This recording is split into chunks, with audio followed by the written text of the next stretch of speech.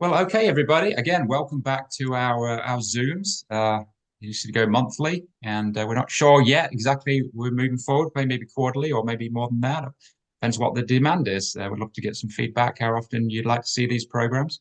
Also, want to give just a reminder if you want to know where the recorded sessions are. If you go to our website, knoxvillehistoryproject.org, go to our Engage section and they're under recorded programs. And one change we've had since July, I'm not going to show it visually, but Nicole has also crafted a long list of all the titles from A to Z. If you want to look for a specific program, and also they're also in the categories like they were before. So we've got, I don't know, probably over 100 recorded sessions since we've been doing this since 2020. I also want to thank many of you as friends of the Knoxville History Project that allow us to do this kind of work every day of the year, to do new research and work with our partners like we're doing tonight with Zach at Knox County Archives, and many of you that submitted images from our Knoxville shoebox over the years and helped us do research. But also we want to thank our partners and our funders over at the City of Knoxville as well. We're getting funding, some new funding through the city. And I want to introduce and thank Zachary Keith, or Zach Keith, from Knox County Archives. He responded to a call from Jack a few months ago, or maybe Jack and Zach can elaborate on this, about sharing what ended up with 900, I think 909 or 910 photographs of Knoxville in the 70s. And Zach scanned all these from all the slides. So thank you, Zach. It's great to have you with us tonight. So I'm going to hand it over to you and Jack, and I'll chime in where I can as well throughout the talk. So Jack, over to you for a few minutes. Right. Thanks, Paul. This actually came sort of as a result of a kind of paradoxical frustration of ours that we had a lot more pictures in our archives from the 1880s and 90s and 1920s and that era than we did from eras that we remembered. And we kind of brought this up on several occasions. Very few pictures of Knoxville in the 70s in our archives, and this came up, especially anxiety about Cumberland Avenue. We still haven't found many pictures of the Strip, which is so much an icon in people's memories. If you have pictures of the Cumberland Avenue Strip, I never took. I spent hundreds of nights down there, but never took a camera with me. And maybe nobody else did either. But we were much blessed to have the this trove of things that Mr. Keith brought to our attention. I remember running to him in the McClung collection a few months ago and showing these pictures, this trove of photographs from the 70s. I want to mention a few things about the 70s. A lot of people like to people enjoy hyperbole. I think everybody knows that, and people love to talk about a time when downtown was dead. Well, downtown was never dead, and I think we're going to prove that with this show tonight. It was just very different. It was kind of in a transition from what to what. I think nobody really knew at the time. People had a vision of modernist, perhaps, vision of what they wanted the future to be like, but they weren't exactly sure what that would be like. But I spent a good deal of time downtown in the 70s as a kid in the early 70s.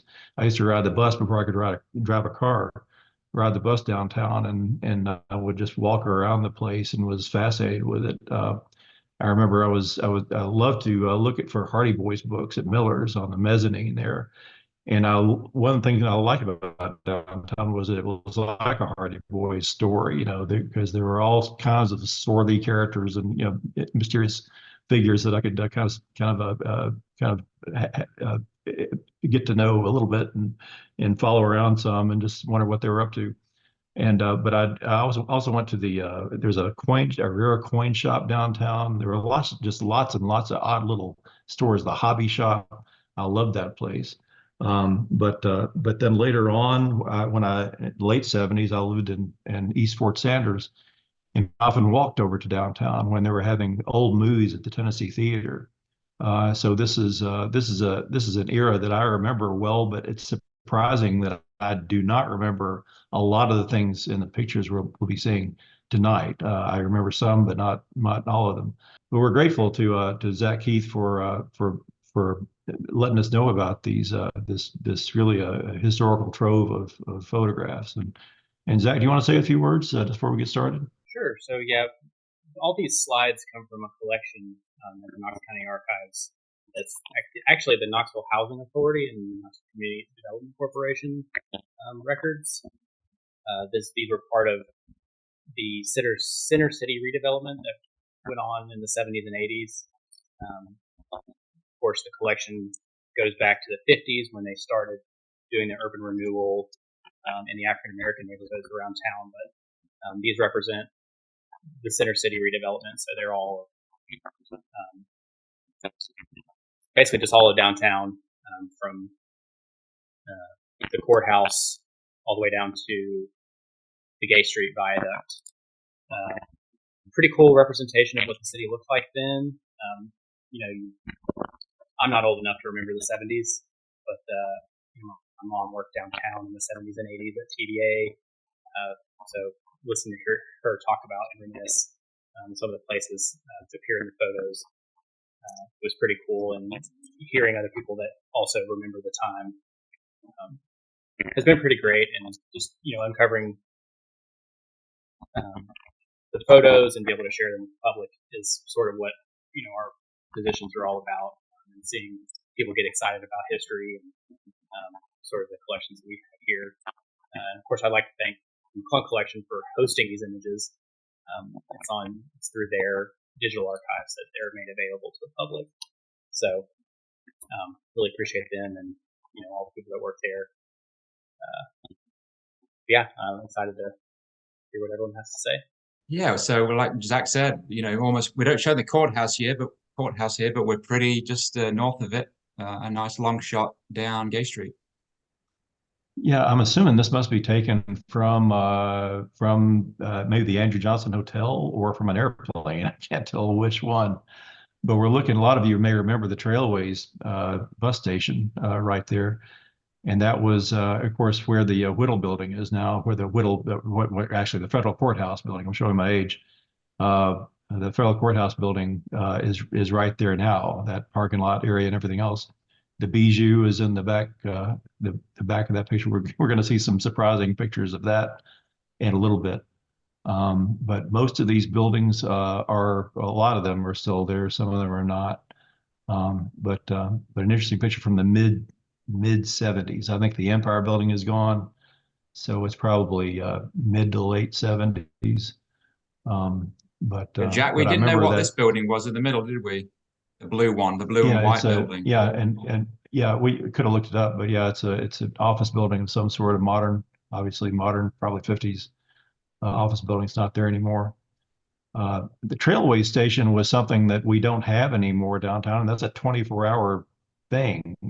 That was kind of intriguing to me as a kid, that you could walk through there and just see all these people from who knows where going who knows where there all times a day, and that's downtown was in some ways more a 24-hour place than it is today, because we had train stations. The last one of them closed in 1970 at the beginning of the era we're talking about, but bus stations were kind of the same way. And it's a pity that we don't have any covered bus stations. I see people off Magnolia waiting in all kinds of weather for the bus because they've not chosen to have a covered bus station anymore.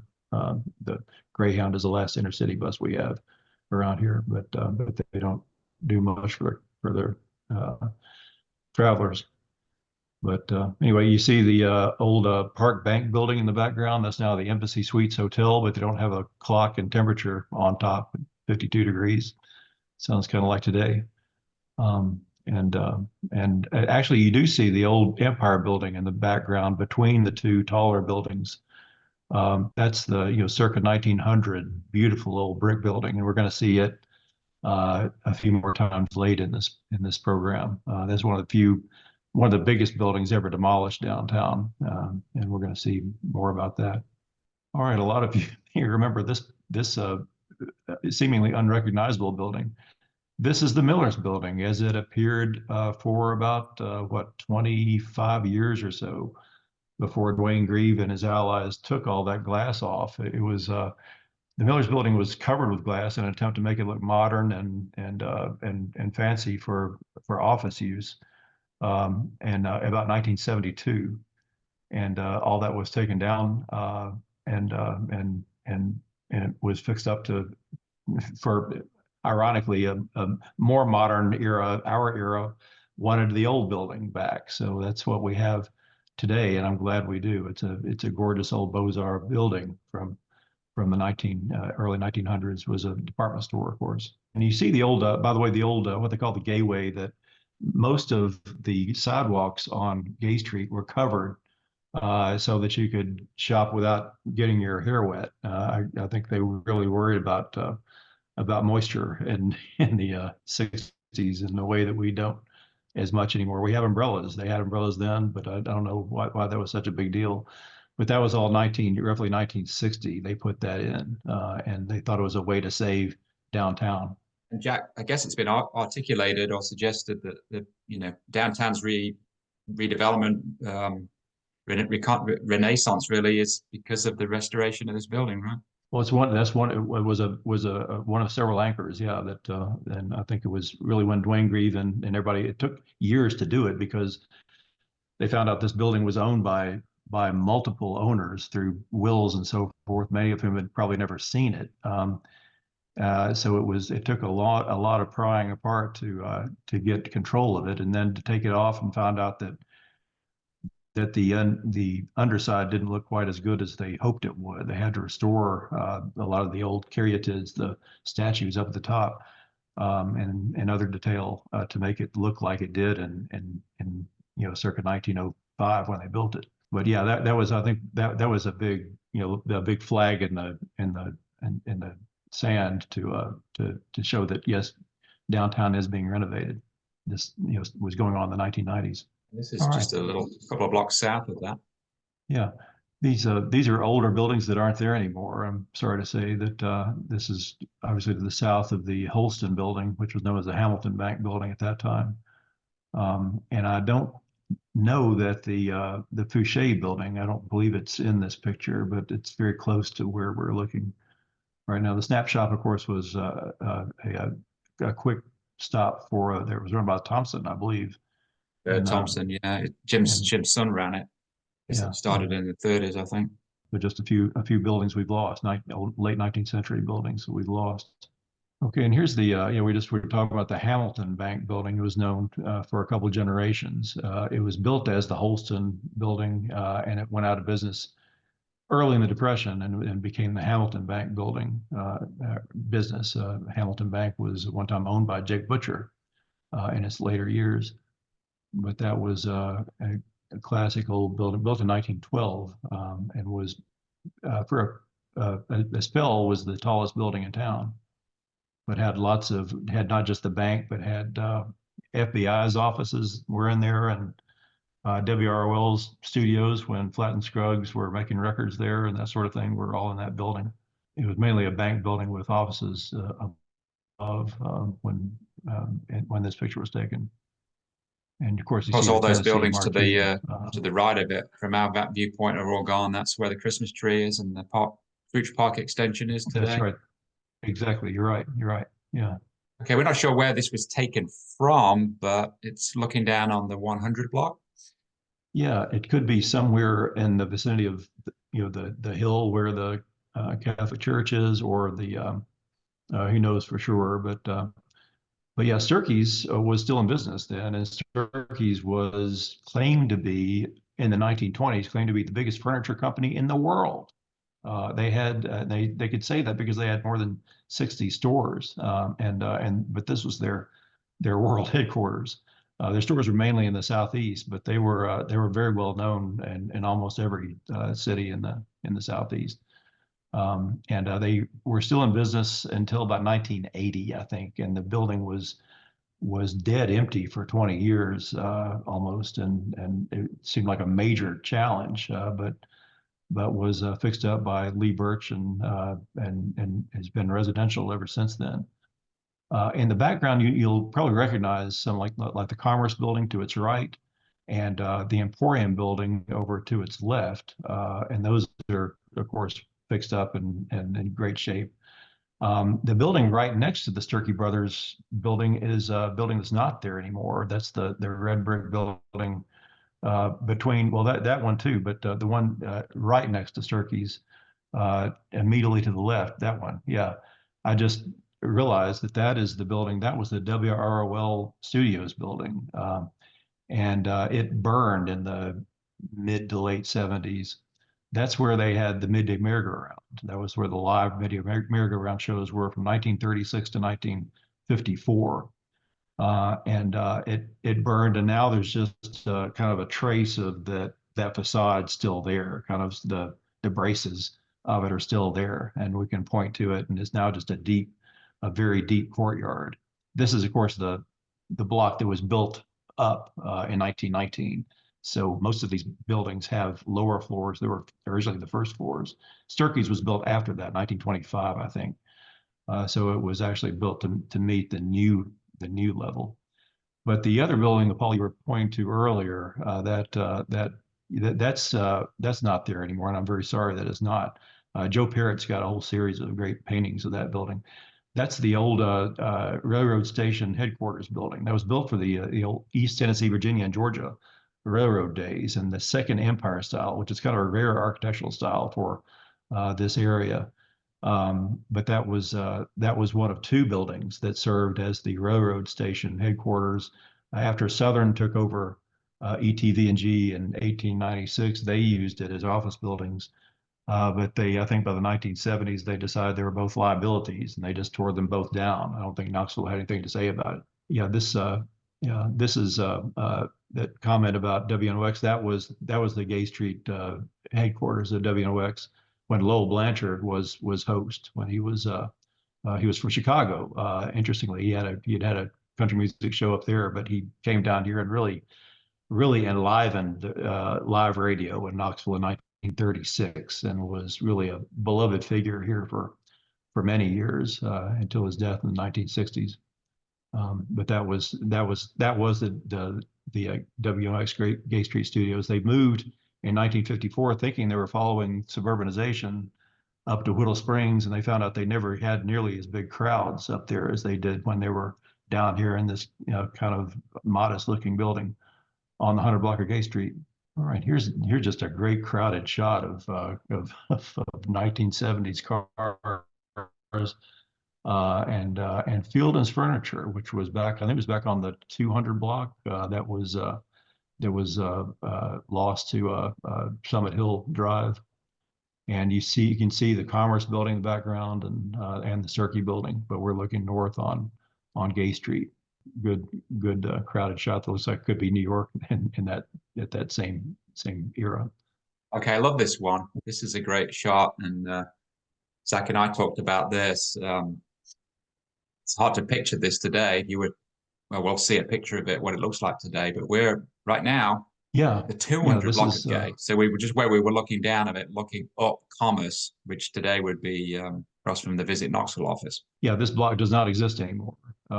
This is a block, the block that crosses what's now Summit Hill Drive. And this is what it looks like today. And we're going to go back to it in a second, but it's all of the construction, from that to this today. And that's a positive thing. And this was not torn down recently. This was torn down pretty long time ago, back in the 70s. A few things to point out.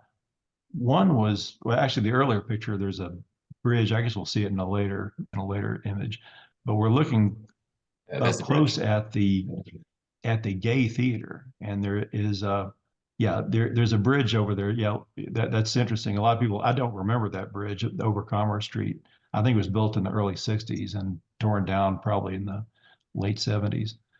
But anyway, we're looking at the Gay Theater, and a lot of people know that the Bijou was once a pornographic theater. At the same time, it wasn't the only pornographic theater on Gay Street, though. The Gay Theater was also a pornographic theater, and if you look close, it says 3 features daily. Here we go. And we have more specifics about the movies on the left there. There was a little girl, World Sex Report, and Tango in Acapulco. But that was a porn theater that competed, I guess, with the Bijou. And of course, there's a peep show there too, and books, magazines, bold, exciting, sexulating. This was adaptation, I guess, of businesses.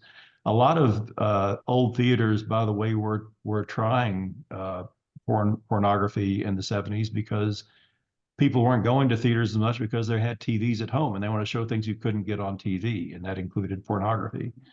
But that was, yeah, the finest in adult-only art films in Knoxville. But I have a suspicion that that the course of Summit Hill Drive was not accidental, that the city was kind of embarrassed about this particular block and thought one way to get rid of it is just to condemn it all for a necessary highway and just take it out that way. And they succeeded maybe, but that demolition for moral reasons. But anyway, it's a shame because there's a lot of interesting old 19th century buildings on that block, but a few interesting looking nightclubs too, the 205 Club and the Hideaway and things like that. This is the other end of it. Yeah, this is the other end, and this is the end that had once had Cal Johnson's Lone Tree Saloon on it. And some people have made the assumption that the Lone Tree Saloon was still standing at this time, and I don't think it was. I think it was, yeah, I think it is the original saloon building with the lone tree in front of it.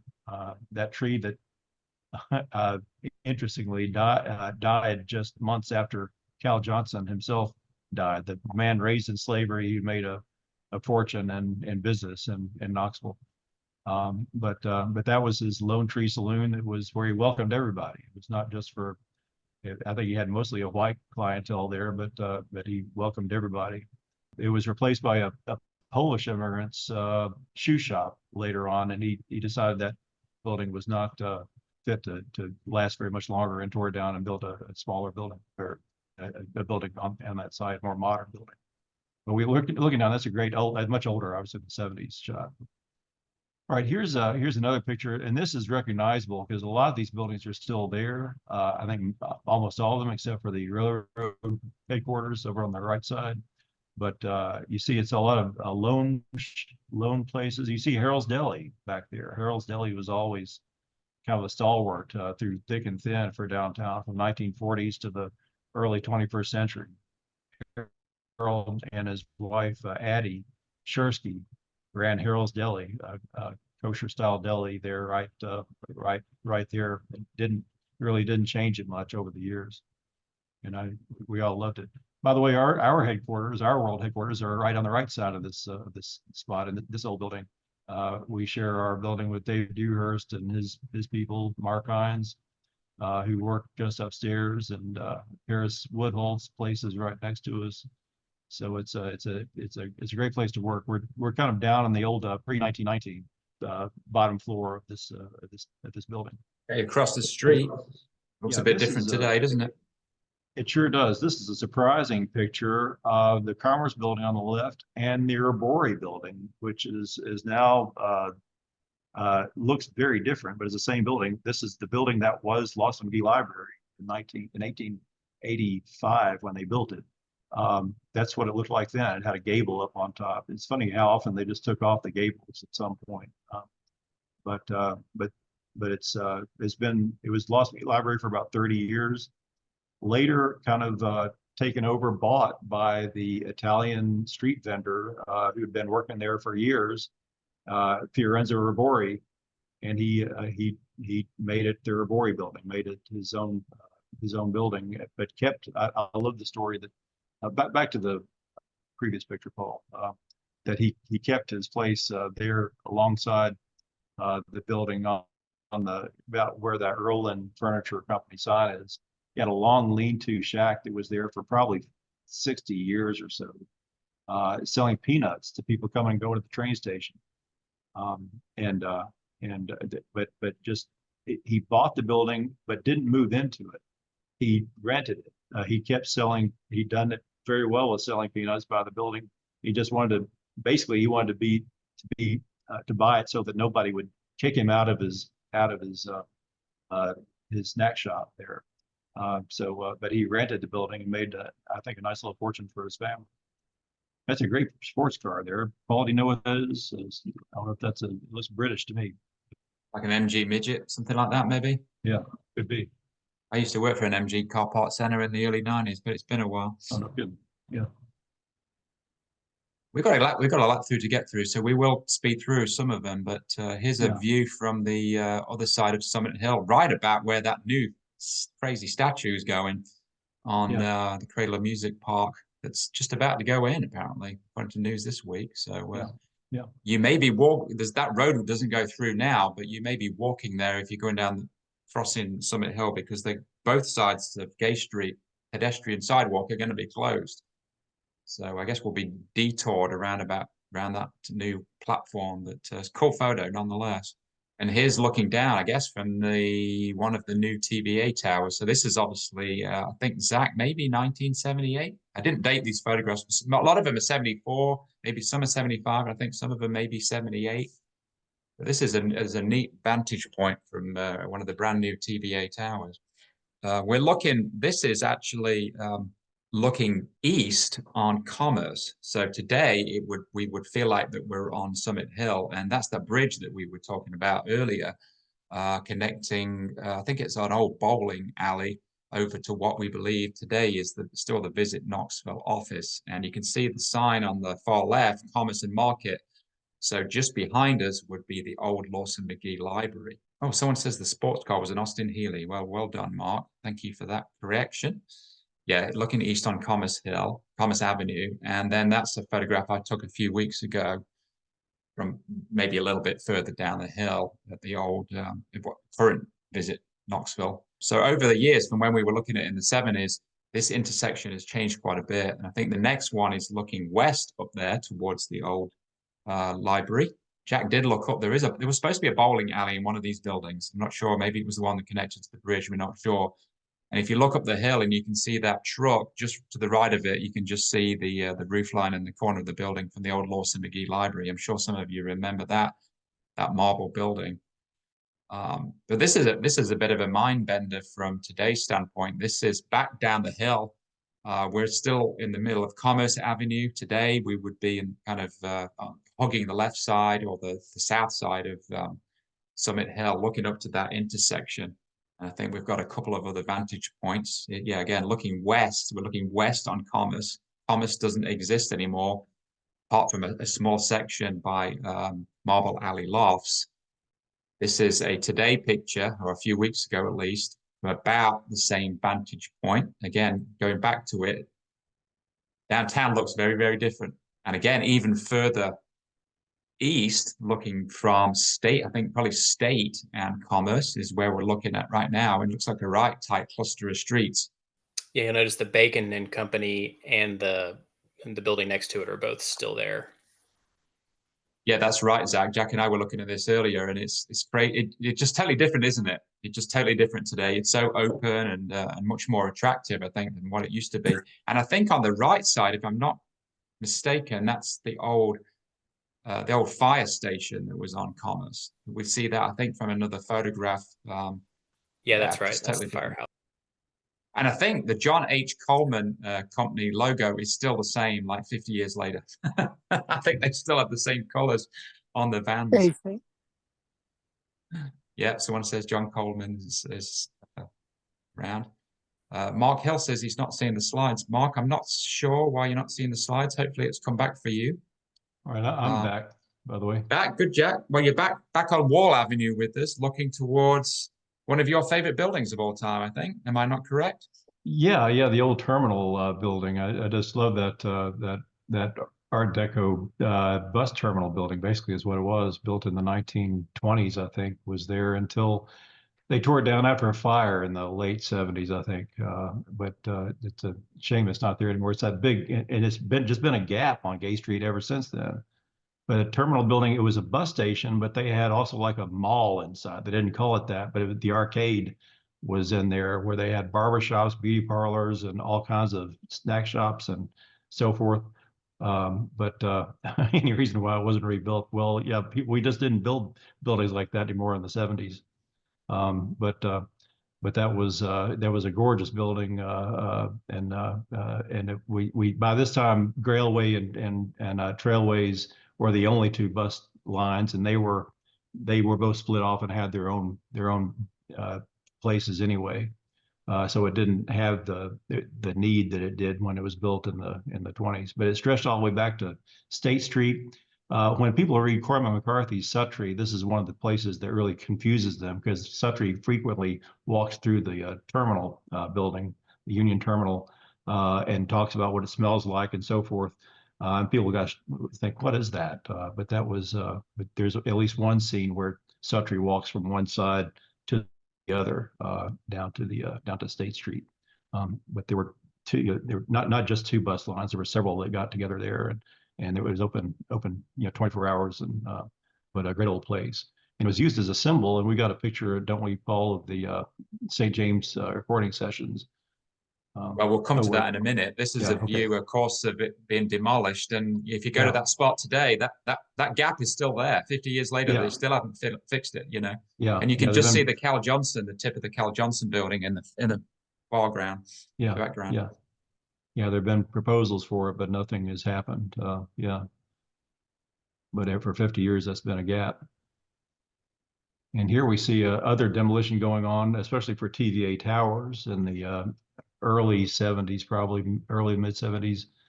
We're looking at, of course, the top, those octagonal things down there is Market Square during the Market Square Mall era.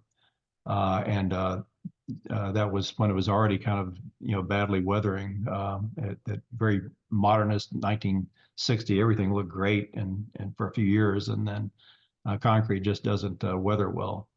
But then TVA started building their first big headquarters building ever in the 1970s. And this was, they were tearing down everything on Wall Avenue, which is what we see in the background. And there were several hotels back there, and we see a couple still kind of hanging in there, but they're just waiting to be demolished. Yeah, we're going to see them in just a minute. In fact, being demolished. Yeah. Let's continue. So this building on the left, the old Stratford Hotel, later the Southland Hotel. So we're looking at it from across wall, from right on the corner at the old Gold Sun Cafe. Yeah, great. We're going to linger on this street for a few minutes, actually. Pretty cool shot. One of the best, really, Zach, I think, of this collection. It's amazing. And here's a close-up view of the Southland on the north side of Wall. You're still with us, Jack, aren't you? Yeah, sure am. Yeah. I'll flick through these. Yeah, so if anyone's seen the old postcards, this is one of the caller postcards, probably of the early 1900s of the Stratford Hotel. Yeah. James Sturkey, by the way, lived in that hotel in his later years. The owner of Sturkey Brothers Furniture, that was his official residential address. I think he had other property too, but that was his downtown residence at least. And here is coming down, another great shot too here. Yeah. It hurts to look at it, but yeah. And Zach, feel free to comment on this if you'd like. Zach shared with us over 900 photographs, so we spent a lot of hours poring over this collection. I think only right now, the last time I looked, it's about 110, 120 on McClung. There was quite a few seedy shots of the interiors of some of these buildings. We didn't decide to show them tonight, but it was probably not the nicest place to be living in just before these buildings were demolished. This is slightly further to the east. This is at the corner of northeast corner of Wall and Market. Yeah, that's the old Borscht building. Borsch's building, yeah. Borsch's building, I'm corrected. Yeah, right next to the St. James Hotel, or 2 buildings away. Yeah, they say there was a big wholesale grocery place. They say you could buy anything from anywhere in the world in that building. I'm sure that's an exaggeration, but they used to say that right at the north end of Market Square. You see it in some of the old photographs looking north of Market Square. And there's the St. James Hotel, which is where all those great recordings in 1929 and 1930 were made. And it was still a hotel up until it was torn down. It was built of concrete, by the way. They called it fireproof. And it was important to say that in 1900 when they built it, because it was not very long after the massive fire on Gay Street, the fire that destroyed so much of a block of Gay Street back in 1897. But here's a picture of Wall Avenue looking, that's the St. James on the right. And look how busy Wall Avenue is today. We talk about downtown being busy today, but it doesn't really compare to what it was 120 years ago. Look, that was the St. James at its height. It was a nice place to live at that time, and as I think most of those hotels were. And Market Square would be just in the background. Yeah, I think that the Strong Alley is around about here where the Dolly Parton painting is. And somebody sent in, one of our friends, Alec Riedel, a few months ago or a year or two ago now, sent us this picture of the Vanderventer building, and we figured it out that it was later called the St. James, remember? Yeah. On the right, so St. James Hotel, not called that then. And I get, further down the street would be where the Stratford Hotel and the Borsch building that we were. Yeah. I guess it's about here. Yeah, in the middle of the photo. Great photo. And this is a great photo from McClung that was used for the Knoxville Sessions box set. Yeah. With the terminal building in the background there. Yeah. Yeah, the Burns building. That was at the Burns. It was called the Burns building, I guess, later after it was the Borchers building. Yeah. That was that great box set was nominated for a Grammy. So it's and we have that's the Satan is Busy in Knoxville is kind of a best of version of that. We have that disc available for purchase. Yeah, in fact, we've almost sold out. We've got a new stock coming in next week, so it's been popular lately. It's about 30 tracks. But you see of course, the terminal building in the background. But that's a great picture. I didn't know existed till they found it for that box set. Okay, so now we're at the other end of Wall, on the west end of Wall, at Walnut Avenue. So this is where the Market Street garage is today, opposite TVA Towers. Yeah, draft beer 25 cents. Draft beer 25 cents, indeed. Jockey Club. And if you want to look across the street for what that fella's looking at, I don't know what was going on in this brown building, but next to it was Mayo's. Yeah. And remember, Jack, a few years ago when we did an oral history conversation with Carol Mayo Jenkins, she remembers going in there and sliding down the seed chute or something, didn't she? Yeah. The actress, the well-known actress, was a member of that family and was. But that Mayo's they sold seeds. That was what they're most famous for. And of course, Market Square is where farmers came, and that was very convenient to them to walk down to Mayo's and take their pick of seeds from Mayo's. But yeah. Well, Jack, you said that you didn't take your camera downtown too often, but you did right in that about 1974. I did so we've got two shots of yours, and here's one at the same exact spot. And this is taken with a roughly 1904 Brownie Kodak Brownie camera that you look down at, those black box cameras. But I just heard that TVA was going to tear these buildings down when I was like 14 years old, and I took a camera around and just took pictures of them. I thought they were interesting to look at. I knew nothing about them, but just wanted to take some pictures to document that they were there. And here's another one. I wish you'd find the other ones, Jack. Yeah. There's another one from Market Square, and that cafe was of course what was Perlis and the Gold Sun, and is now the New Orleans style place. But those great buildings with the bay windows are still there, the Stratford and so forth. Hey, back in color on the west side of outside Tucker's record shop. It was a great record shop, by the way. They had almost everything you could think of. It was really crowded, but it was really just. It had records going all the way up to the ceiling. They had whatever you couldn't surprise them with any request. And further down on the left, it's hard to read, but that says on the Watson's. white building, Watson's. So today they have not Watson's, right? I've never been in there and actually eaten myself, but that's about where. Yeah, I've been there. It's a good place. Good place. Yeah, Watson's was an unusual department store because they tended to sell kind of stuff that had been found in train wrecks and so forth, and shipwrecks that kind of salvage more or less, but it all seemed new, and I bought lots of stuff there over the years. It was all completely unpredictable what you'd find. All right, this is an unusual, surprising shot, isn't it? Are we looking, and Paul, are we We're looking looking north. at the library from Market Square? Yeah, we're looking north on Market Square up to where the library is. So, like, if you're like me, I always had trouble figuring out where Lawson McGee Library was really, but it's essentially right in the middle, I guess, of what would be Yeah, today Summit Hill, right by the yeah. hotel, or This just was to the the left of it. second, yeah, the second Lawson McGee Library that was built I think of terracotta, in between 1915 and 1970. That was the main library for Knoxville. But it's an interesting building. I'm sorry we don't have it. They say it was in bad shape when they tore it down and replaced it with the current one, though. Yeah, this was taken on the set of Planet of the Apes, I think. It looks about the same. Charlton Heston's going to come out. Here's a few people. I don't know what. I guess it was closed by then, but well, what year was the current Lawson McGee building opened, Jack? Yeah, it's early 70s, Early very early 70s. So I guess yeah. it was derelict for a little while. Yeah. Maybe there was some time when they were both open. I don't know. Someone might Yeah. I think they just stay in the moved from one chat. to the other.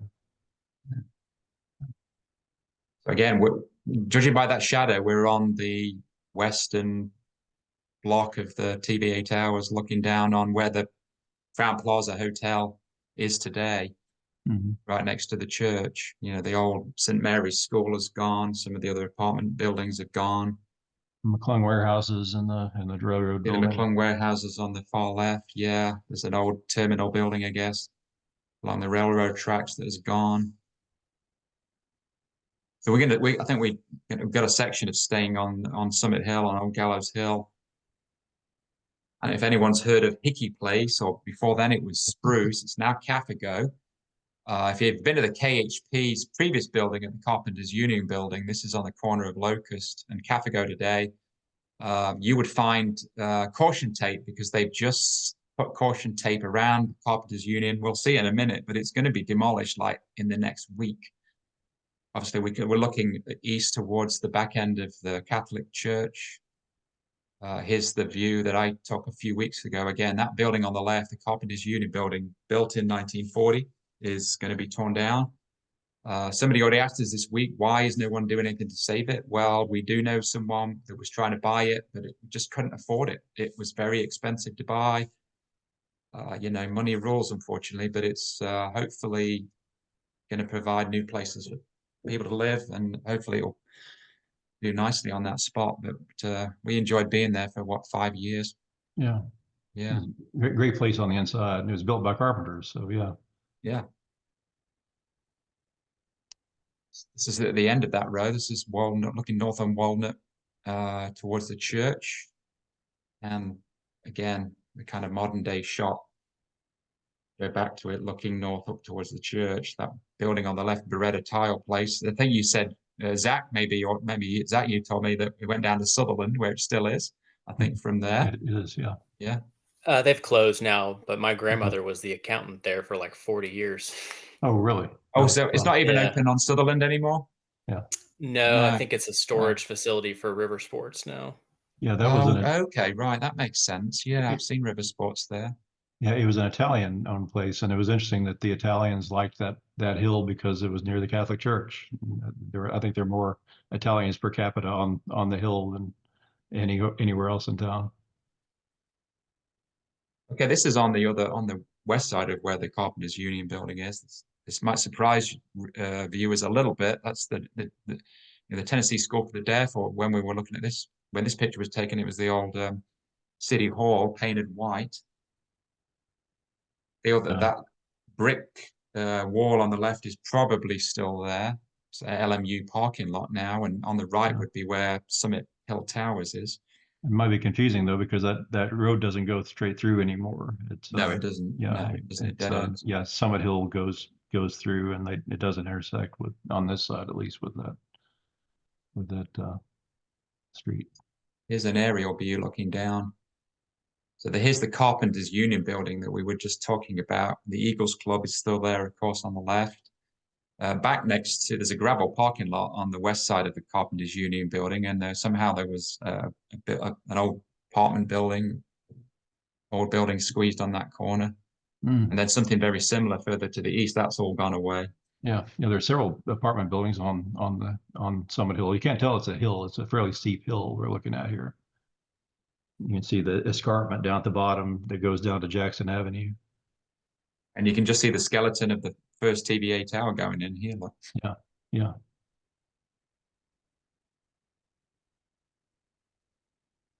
Well, Mark Hill is on with us tonight. And Mark, this is about where you were living until fairly recently, or maybe you're still living here. I can't remember, on Vine, where we're looking down towards the old Gulf petrol station. And that's what it looks like today. Which you can't get all the way down to Broadway like you used to.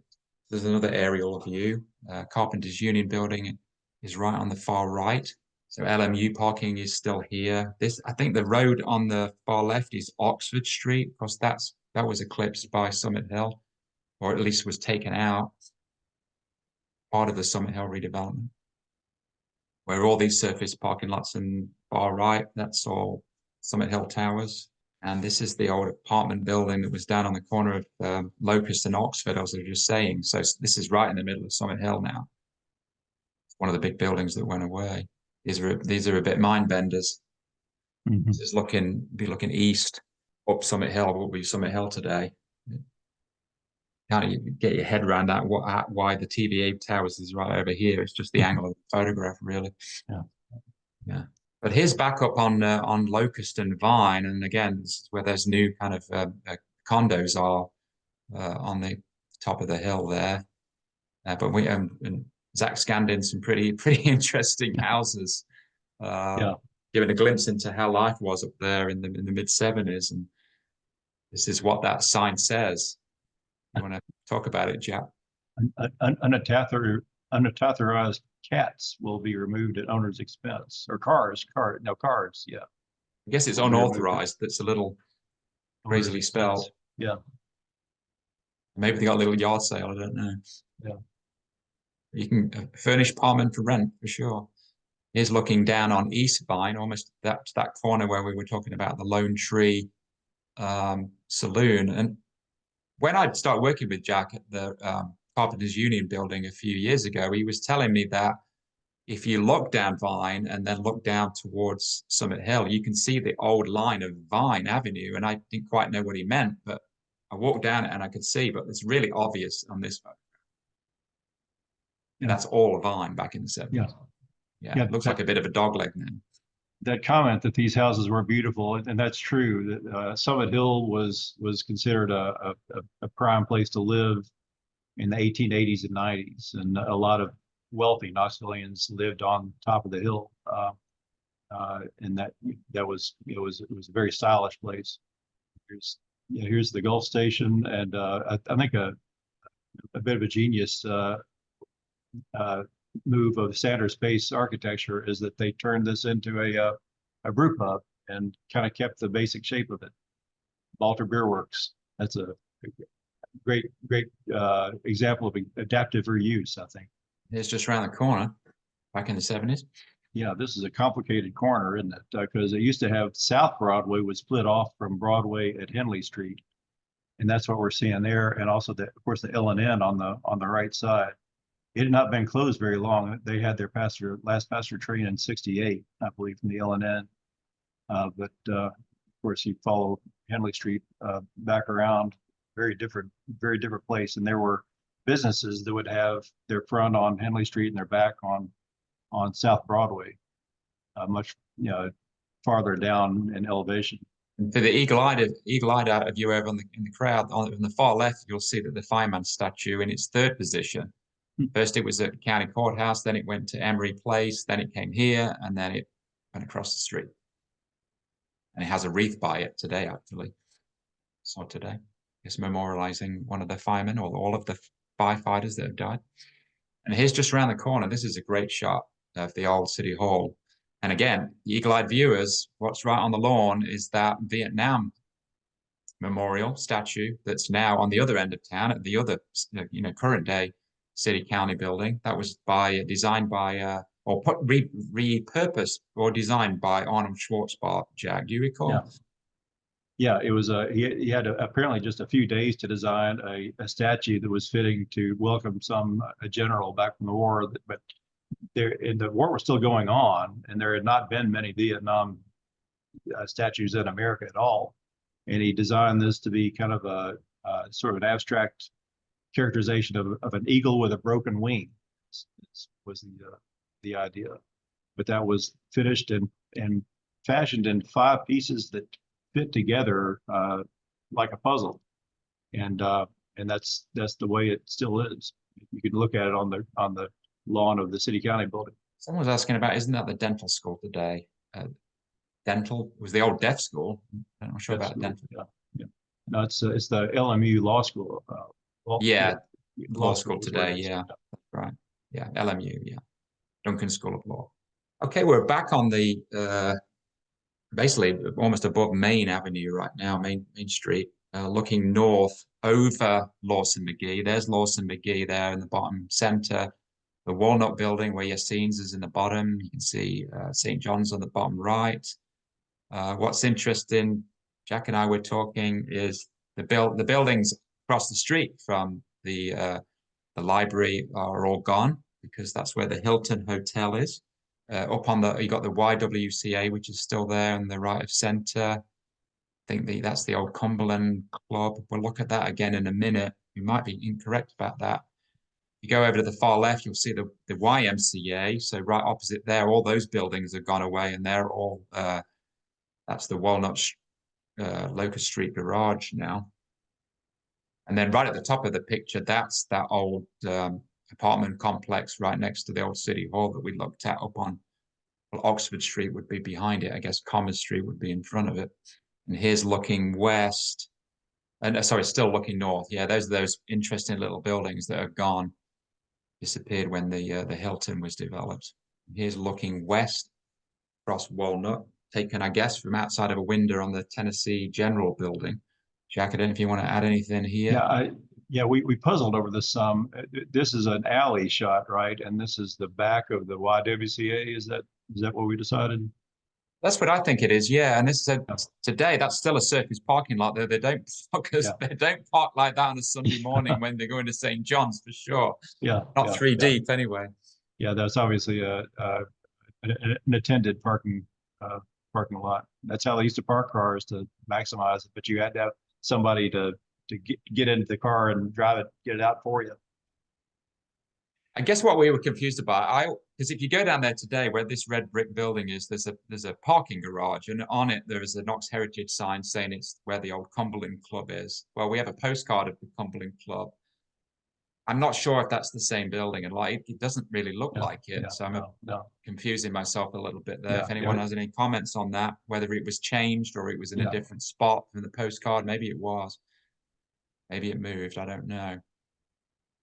But from the Cumberland Club, we're going to go over to the Elks Club over on State Street right now.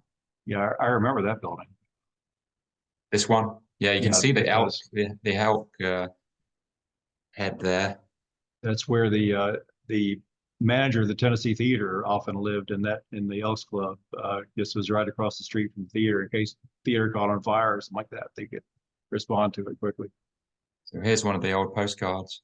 And what I was saying to Jack, there used to be a place called Kennedy Square, and it was called the Kennedy lot because Kennedy bought it from James White. So kind of behind this building was where James White's fort originally was, generally speaking. You know, looking down towards the creek. And I think we've got another view here. Well, here's the current view. So yeah, that's where it was right there at State Street Garage, opposite the James White's original turnip patch, I guess. Yeah. Not turnip, turnip patch. The cemetery there. Yeah. Cemetery, yeah. First Pres, yeah. And then going further north on State, you come to this in the 70s, rather crazy looking building, which is right across from where Marble Alley Lofts would be. And this building has a quite interesting history, doesn't it, Jack? It sure does. That's the old Palace Hotel. It was built in roughly late 1880s, and it was a fine hotel on the corner of State and Commerce, and but changed some over the years. Became the YMCA, but later on was modernized. This is the same decade, same building, same decade, very different look. They have completely modernized the facade of it to look like just a plain modern building. People were just embarrassed about old-fashioned stuff in the 70s, and they wanted to get rid of it. And that's what they did. But here we see it's been modernized away. It's not there at all anymore. It actually, there was a fire in the building that someone, it was at least one fatality, and it was going to be renovated, but then they didn't. But here's what it looked like. Here's the fire hall in the foreground, the Palace Hotel as it was originally with the dome on top on the cupola, the same building as it was in its heyday, probably circa 1905 or so. But the fire hall, by the way, had been approved for its historic register status. They got the approval about 5 days after it was demolished. It was demolished for the upcoming Summit Hill Drive project. But that was the first big fire hall built for Knoxville. But yeah, lovely old that YMCA. Again, that's the same Palace Hotel when it was the YMCA before that, and it was that until they built the current YMCA in 1929. And here's just down the street on State Street, the Robert Hall big wholesale clothing building. Just no trace of it today. Okay, shifting gears a little bit, we're getting towards the end of the slideshow, generally speaking. Sorry if it's taking a little longer tonight, folks, but it's all fascinating, I hope you find. Looking west on Vine, Dog Park would be here on the left. And we're going to kind of zoom in here. Yeah. There's a question about the YMCA. The Knoxville does have a long tradition of YMCA, and I think it was not the second oldest because it opened and then closed. It was in fits and starts in the 19th century, so it's hard to say it's older than any other one. But it was one of the first generation of YMCA's was in Knoxville in the early 1850s, I believe. All right, here's we're looking at some buildings that are all still there, but the one in the middle has been restored to look more like it probably originally looked. The building on the right of that in both pictures is the Keller building, and it's a great old building. They had a bit of a surprise when people were renovating it in the 90s that they found remnants of a nightclub up on the upper third floor upper level, and with a peephole at the door, and that's where there was a stage and some theater seats inside. But it was actually a black nightclub. It was called the Workers Club, and they would have jazz and stuff, and it was more or less a speakeasy. You could get anything to drink there, but it was completely on the down low. There were several speakeasies around downtown, and for black and white people, mostly segregated. But all right, here's a rare picture of the actual construction of Summit Hill Drive. Keeping some of those buildings, the Keller building on the left. But here's the old city, the Central Avenue Trading Post. It's hard to believe that was a used furniture and various used things place. You might recognize it. I think our next picture will show you what it is today. Boys Jig and Reel, same building. That was originally a pharmacy back in the late 1890s. A pharmacy back in the days when you could buy cocaine over the counter or morphine or whatever you wanted. And a lot of people took advantage of that. All right, going just down the street a bit, you see Big Don's. If you can read that, that's been not too long. It's been gone. It held on for a long time. This is about where Java is, right? Today. Yeah. Roughly, yeah. But great picture. Slightly further down, yeah. Yeah. The Atlanta Cafe was one of several Greek family-run places. Right here. It was right there, yeah. Yeah, when I was writing my old city book, I was wishing for pictures like this and just never knew about them. Billiard hall and Yeah, we're going to see more about this, but this is the old Cal Johnson building, the 1915 Cal Johnson building, which I think is in the next shot. Yeah, here it is. If you're familiar with the, the more famous one on State Street that says 1898 on it, they have a very similar kind of inlaid inscription with Cal Johnson's name on it in 1915. Yeah. Again, this spot is in the news this week because they just announced that Merchants of Beer is going to be closing. So how that's going to change, I don't know exactly. Yeah, It's just a new ownership. This building was torn down a long time ago, by the way. Yeah, this was, yeah, sure, yeah. But it's the old picture of it. Yeah, and Cal Johnson was proud to put his name on a building because he was raised in slavery. How many buildings are there with a guy who was raised to be enslaved? How many buildings are there with his name on a building like that? But this is where his actual office was, and he had a real estate office and was involved in the saloon business and horse racing business and lots of things. But fascinating guy, fascinating neighborhood. Oh, and back in the background, you see TLA and Company, Butchers and Packers. You know, Lay's. That was Lay's. That was the beginning of Lay's. The Lay family had a saloon down there too, but they of course later built the big Lay's packing company that was torn down for the baseball stadium recently. Jack, I don't know if Cal Johnson had his name on the Lone Tree Saloon building, but if he did, he would have had his name on 3 buildings that would have been standing at the same time. That's right. And here's a view right at the far right. I think it's still, you can just glimpse the front. Yeah, you can glimpse the front of the Cal Johnson building, getting covered up by my screenshots. But there's very, very few photographs. I think there's only maybe 2 in this collection of this on the north side of this section of Summit Hill or Old Vine. And some of those buildings are still there, but covered up with modern stuff today. Possibly, yeah, possibly. Actually, I think most of these are a surface parking lot. I think one's further to the west still exist. There are a couple of, a little bit farther to the west, I guess I'm talking about. All right, here's the old city shot, and unfortunately, most of these buildings are still there except for the one in the background, the railroad headquarters. But these are old Richardsonian Romanesque building, the Carhart building you can see today. So you can see how people saw this and said, gosh, let's call this the old city, because it looked older than anything in downtown Knoxville in the 1970s. And of course, the Sullivan Saloon. And you see Liberty Coal Company that was run by the Armetta family from Sicily after Sullivan was done with the saloon business. It was a nice ice cream place and also a coal place. They sold coal and ice cream and later beer out of that building. And you see the White Lily building in the background there. But on the left, I'm glad that's all still there. And now it's all residential, but it's still there.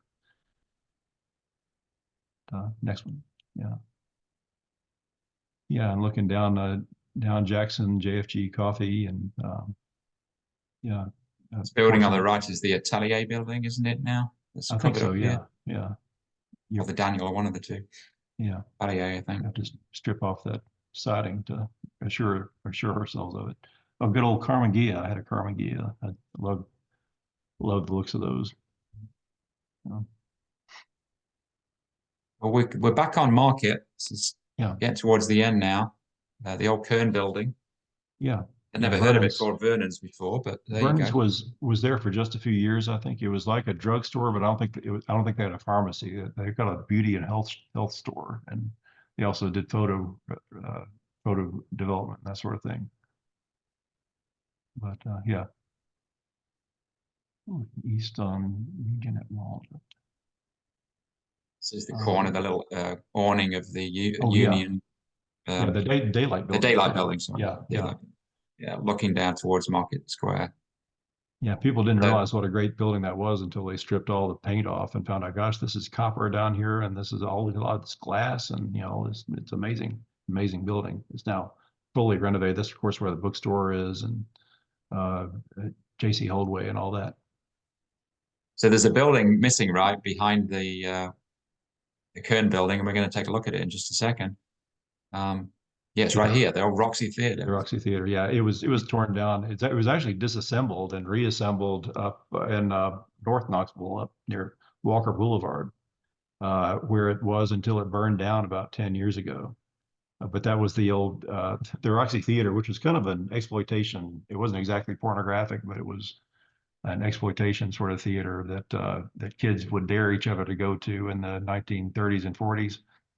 And they say it was full of rats, and they had at night they had a striptease shows and things like that there. So it was a place that you didn't want to tell your mom you went to. Okay, this is the other end. This is back to wall again. Just a couple of shots about how they were developing it's the landscaping, I guess, or the plaza of the TVA shots. You probably recognize it better in the next shot. Kind of almost like it looks today without, other than adding the stage in, really. Yeah. So you can start seeing why these are good documents for the downtown redevelopment project. These are all from. These are just some kind of candid shots from Market Square of the time.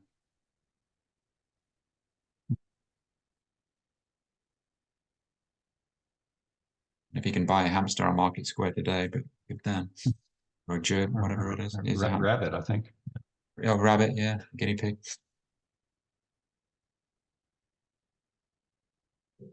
Learn about the Dogwood Arts Festival.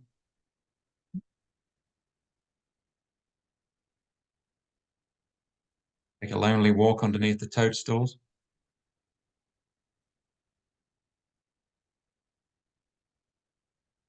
And you just found out that this is on Market Square as well. And maybe Zach, you this already is knew that. is on the east side of Market Square, near where the oyster place is now. Amelia's, is that kind of there? No, No. what is that oyster place called? But yeah, Sure. but near Amelia's. But all right, here's the a rare picture, one of the last pictures of the Empire Building. This pretty gorgeous office building that was there for a long, long time. Was built around 1900. Had an elevator. It was modern by 1900 standards. Several of the big coal companies I know had their headquarters in that building, but lots of other doctors and so forth lawyers had offices in there as well. But of course, you see the blue circle in the foreground. There are several blue circles downtown alone. A lot of us remember blue circles. They're a lot like crystal, but this was on Market Street, and you can see the Prior Brown Garage in the background. That's the only recognizable building in the picture. But it was in the way of what they call the East-West Mall. It was a big, massive project to stretch from Gay Street down to Locust. In some ways it sounds idyllic. It was all pedestrian inside and had gardens and so forth. But they tore down so many buildings to build it, and then they didn't build it. And this has happened over and over in Knoxville history, probably the history of every city. But it's a shame that we've lost so much for things that weren't even built. And it'd be great if we had make you make a deposit, and you can't get the deposit back until you build your project. And people might say, well, maybe we don't have the money to tear down a building. They have money to tear down a building and not to build what they're gonna build. Including these two in the middle of the photograph. Yeah. These two were taken out, and they're still missing, even though there's supposed to be plans for a new hotel to be going in there, but just plans at the moment. Yeah. Don't remember, 2 years ago or whatever, there was plans to build a hotel in the Gap, where the terminal building went down, but is that there? No, not yet. Okay, we've got just a handful of photographs left, so guys, hang in there. We're almost done. The great old Bijou Theater, and from 1965 to 1974, it was a pornographic theater. Always fine adult movies. Just 9 years of its 115 odd year history, but it's a lot of people remember it that way, and that was one reason it was almost torn down. It says something that during this redevelopment that caused the doom of the Empire Building, there was somebody that wanted to build something there, and they said, well, if that doesn't work out, we'll just tear down the Bijou for it. And this was it looked like the Bijou was going to be flattened, and maybe for the same reason the other porn theater was flattened, because people were embarrassed about it. And now today it's considered one of the greatest theaters in the Eastern United States. In fact, New York Times critic Ben Ratliff said that after experiencing a Big Ears Festival event there. It's just really lucky that we saved this, and it was saved because of Knox Heritage. Knox Heritage was actually founded to save the Bijou, and a lot of blood, sweat, and tears went into making it work over the years. But now it does work, and we're very grateful that it's still there and that it does. Yeah, Lakeview Hotel was one of several apartment buildings actually along Hill Avenue and at Locust. And yeah, there it is. And it's not there anymore. That's kind of an embattled area today. Of course, there are still some very nice buildings back there that are going to lose their lake view.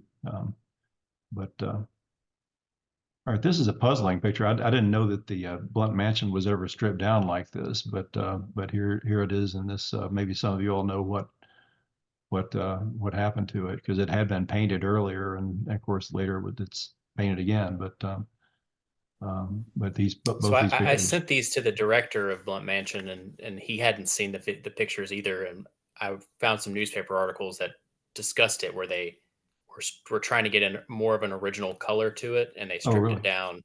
See, yeah. Actually found a color that they weren't expecting. Was it chartreuse or something? Well, it was almost like I think they were expecting it more to be like a white, but it was almost like a gray. Well, interesting. But anyway. Yeah, and then 30 years later, they got a grant from the Dow Chemical Company to repaint it. So they painted it 30 years later. Off-white. These are great photographs, though, for Blunt Mansion. It's excellent to see them in there.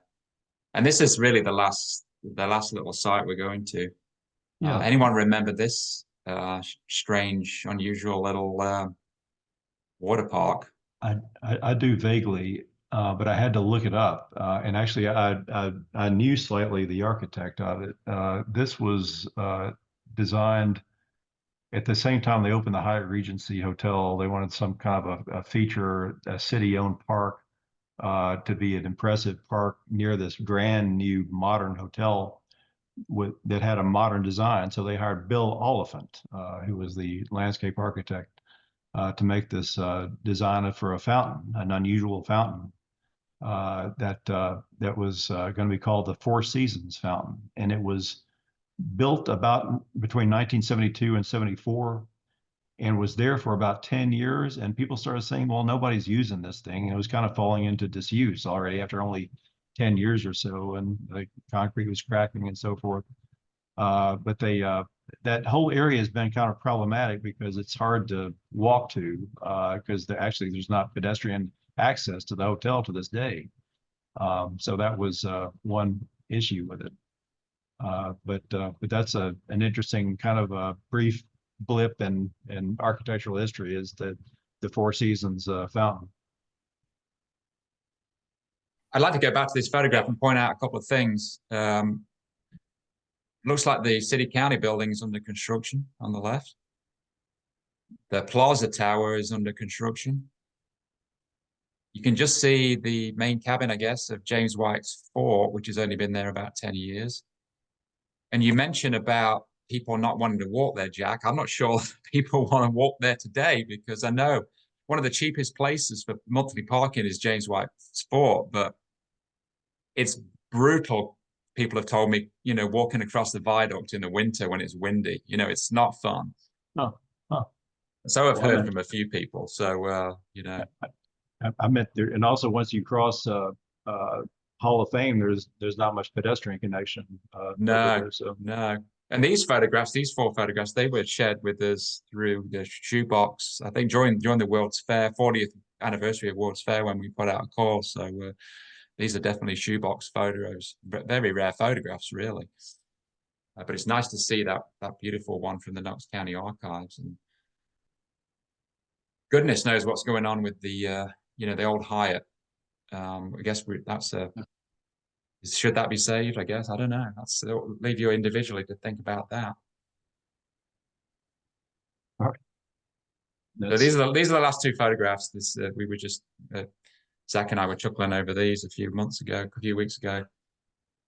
This was back on Market Street, as I believe. So goodbye, Knoxville. Yeah.